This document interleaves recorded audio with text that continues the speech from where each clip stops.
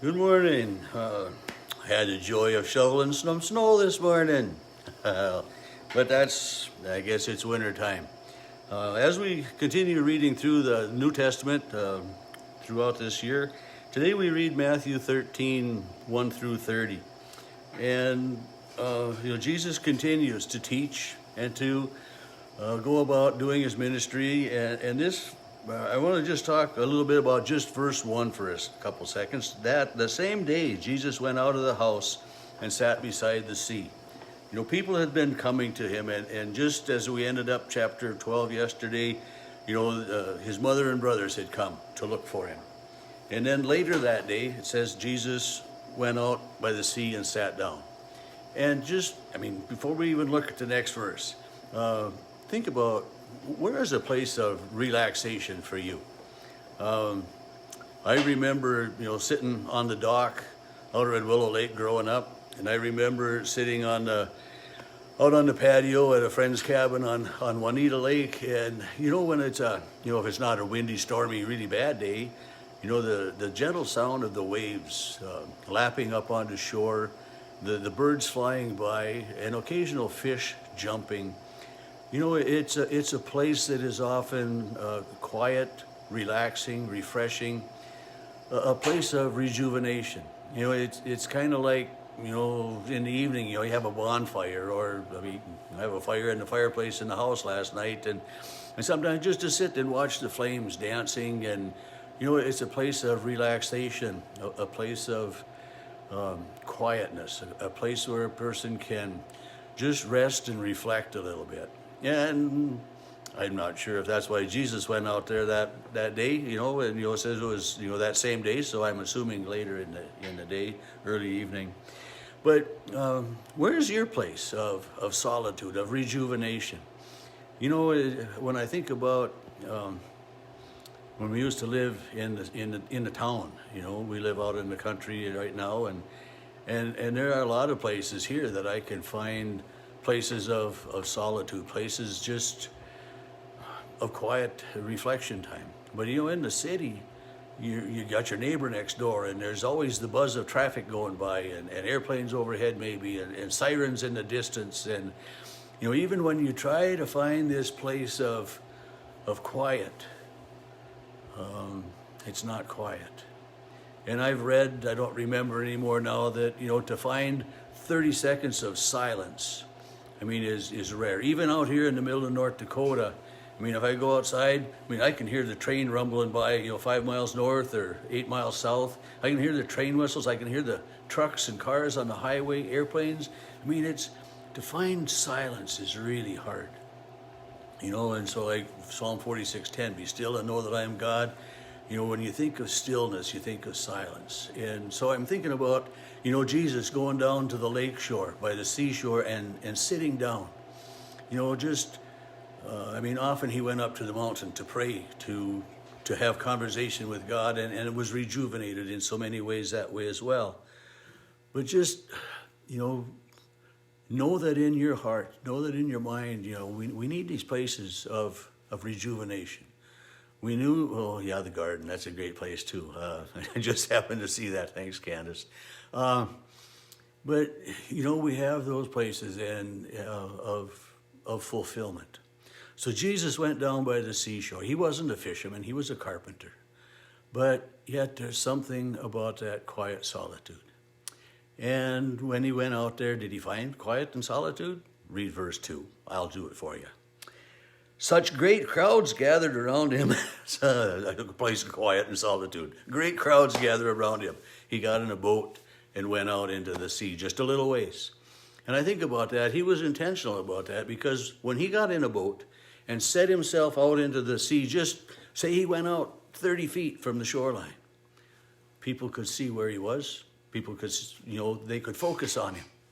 And instead of wondering, well, is that him or is that him? You're looking through the crowd, they could see Jesus, and being out there that little bit, as his voice moved across the waters to come back to the shore to the people, it was, it gave his voice carrying characteristics a little bit more.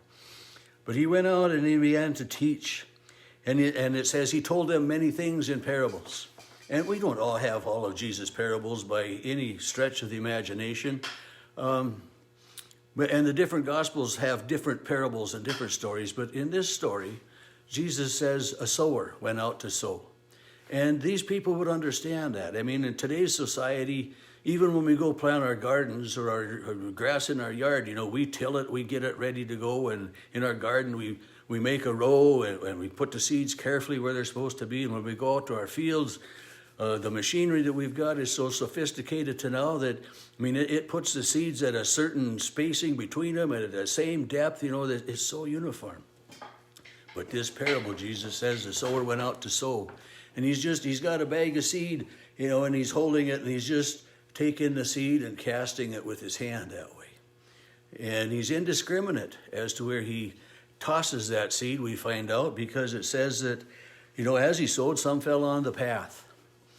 Think about, have you ever seeded grass in your yard and you got a sidewalk or maybe a paved driveway and some of the seed gets on there? How well does that grow for you?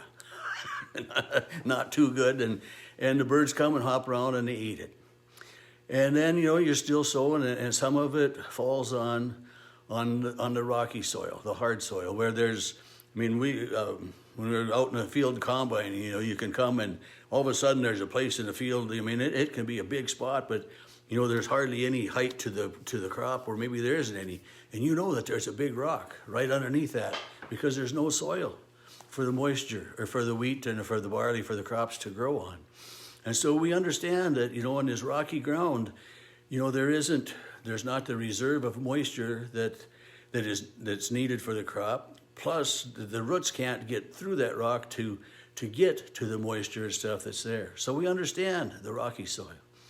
And the thorny soil, the weedy soil. Oh boy, we're starting to understand that a lot better. In my part of the world, we've had nearly 30 years of excessive moisture. And so we've got places in some of our best fields, some of what used to be our best land. We used to say that, in the lowland, man, that was where the bushels really came.